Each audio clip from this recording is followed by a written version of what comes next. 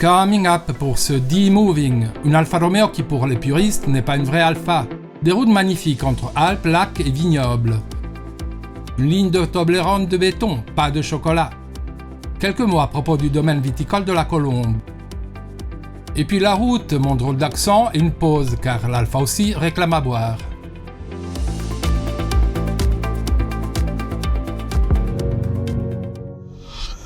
Pour cet épisode de D-Moving, j'utilise une Alfa Romeo Brera de 2006 que j'ai achetée il y a quelques années pour peu d'argent.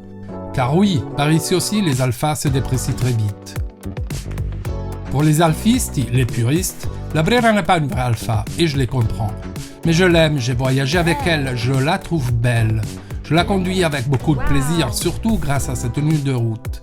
Il faut dire qu'elle n'est pas une sportive, mais une GT, et qu'elle n'est surtout pas une voiture pour aller au travail tous les jours. Mais assez parlé de la voiture, car là, ce qui emporte est démarrer et partir. Allez! D-Moving. On est en Suisse romande, dans la région suisse où l'on parle français pour faire court. Départ à la hauteur du lac Léman, que certains s'obstinent à nommer lac de Genève. On va à la vallée de Joux, une très jolie région de montagne avec un lac et où sont produites des montres de luxe très connues, portées par beaucoup de stars. À mi-chemin entre Genève et Lausanne, direction nord vers Aubonne, une commune de 3800 habitants et son château datant du Moyen-Âge. Avant d'arriver à Aubonne, le domaine de la Colombe vaut le détour pour visiter et acheter quelques bouteilles, à déguster plus tard, ça va sans dire.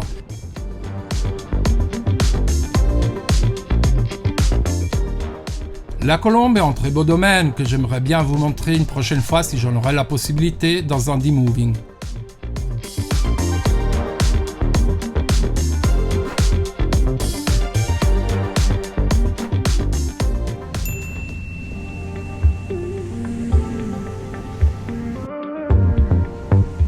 On arrive à Aubonne avec son château médiéval. Construit autour de l'année 1100, il domine le bourg depuis une colline. Et par beau temps, surtout le soir, il offre des effets chromatiques surprenants.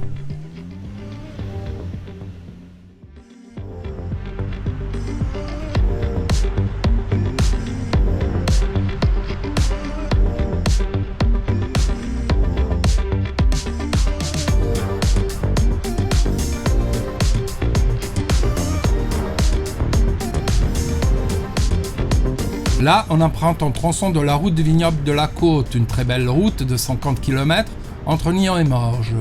Ce bout est vraiment très plaisant à conduire, surtout par beau temps. Comme toujours, attention à la vitesse et en hiver, au verglas.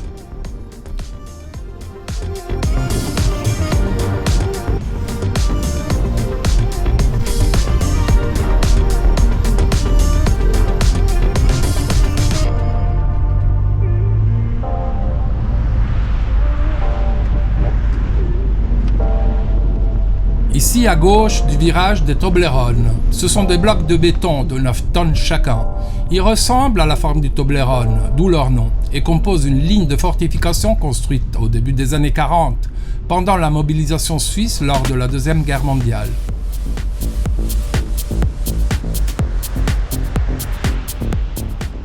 À l'horizon, le magnifique cadre des Alpes. La route et les virages invitent à la vitesse, mais on n'est pas sur un circuit de Formule 1. En plus, sur cette route, dès que la météo est plus douce, il y a des vélos, des cyclistes qui profitent de splendides parcours de cyclotourisme.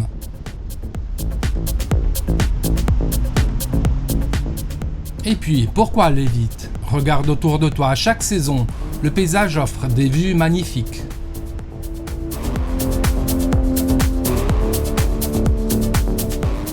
Depuis Lavigny, on se dirige vers le nord et le massif du Jura. La neige ne restera pas longtemps. Ici aussi, il neige de moins en moins, et revenant filmer quelques jours après, elle ne sera déjà plus là.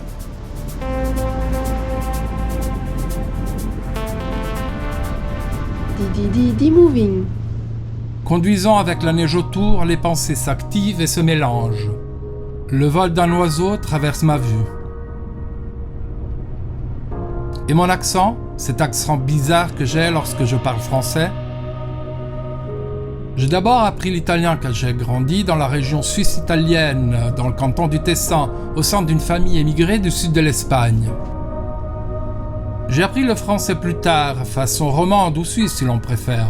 Et comme je pense que le français, comme toutes les autres langues, est composé par l'ensemble des personnes qui le parlent, je m'arroge le droit sans le parler façon parigot quoi, puisque je trouve que les accents donnent du goût à la langue. Et puis, pour l'instant, je préfère filmer dehors, le paysage, ce que je vois plutôt que me filmer. Est-ce que l'objectif de nos appareils est un outil pour observer le monde, ou est-il devenu une espèce de miroir à travers lequel se montrer et même parfois s'exhiber ? Je n'ai pas la réponse, mais je pense que bientôt je vais dépasser ce stade, cette espèce de barrière, d'obstacle.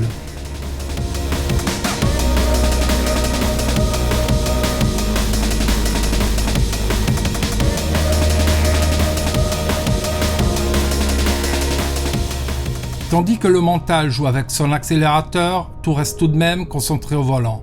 La route, comme une métaphore de la vie, le plaisir du parcours. Le suivre, se regardant autour, évitant les accidents sans oublier l'objectif. Il vaut mieux ralentir les pensées, profiter du paysage, de la vue, des champs couverts de neige. Accélérer et ralentir avec l'imagination. La route n'est pas en jeu. Si tu crois que je vais vite, trop vite, souviens-toi que celle-ci n'est qu'une illusion.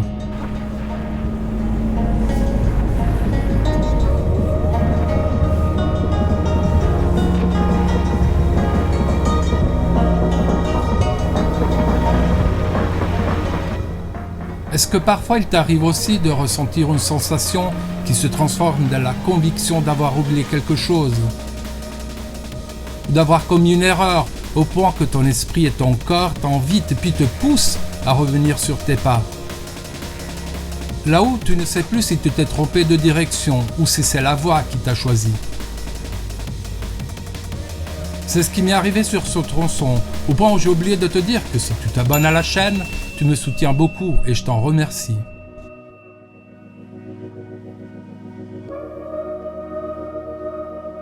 Puis tu retrouves la route, celle que tu avais choisie, ou du moins la direction à laquelle tu avais pensé. D-Moving, pour moi, c'est aussi ça. Entamer un nouveau projet. Penser au fait qu'il y a 7 ans, j'ai démissionné d'un poste de travail fixe pour me mettre à mon compte. Avoir traversé des difficultés, des crises, avec la conviction que la seule solution est bouger. Penser, chercher, trouver d'autres routes, des suites de parcours, comme lorsque j'avais 20 ans, tandis que j'en ai presque 30 ans plus. Se remettre en jeu, essayer, se tromper, tomber, se relever, faire, refaire, encore et toujours. D-Moving. On est arrivé à Cossonay. Derrière ces immeubles cirés sont anonymes, une commune de 3600 habitants. D'un côté, la route au nord qui conduit au massif du Jura et à la vallée de Joux. De l'autre, les Alpes et la sublime lumière qui en relève les traits.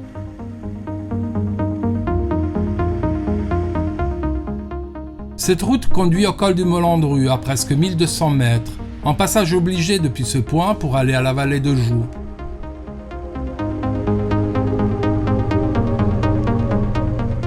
La route à travers les bois. Il n'y a pas de trafic, l'esprit est libre.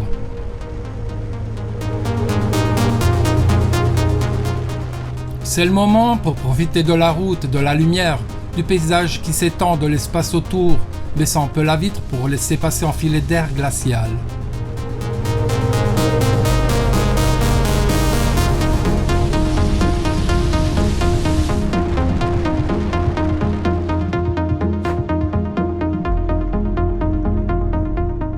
On arrive à La Chaux. Là, il y a moins de villages et sont de plus en plus petits.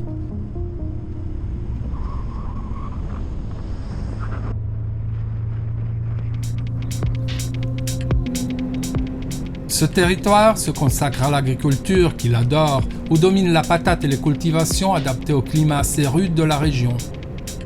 Et puis l'élevage de vaches, qui là sont à l'abri du froid dans les étables.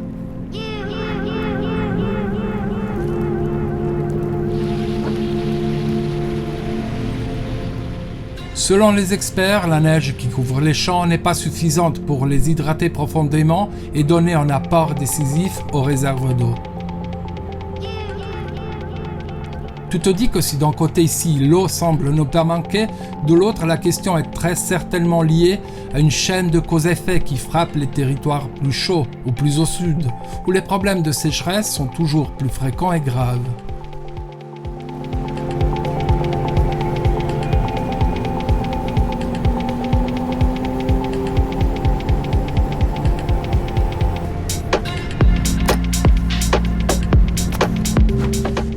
On arrive à Cuarnon, un joli petit village de presque 400 habitants traversé par la Venoge, une rivière centrale pour l'irrigation de la région qui naît à Lille, un village quelques kilomètres plus loin au nord.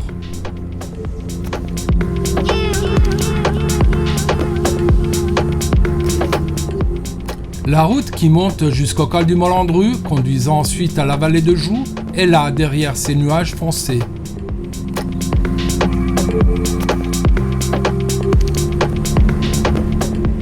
Et là, une pause et fin de ce chapitre, sur la route de la vallée de Joux, car l'Alpha aussi réclame à boire.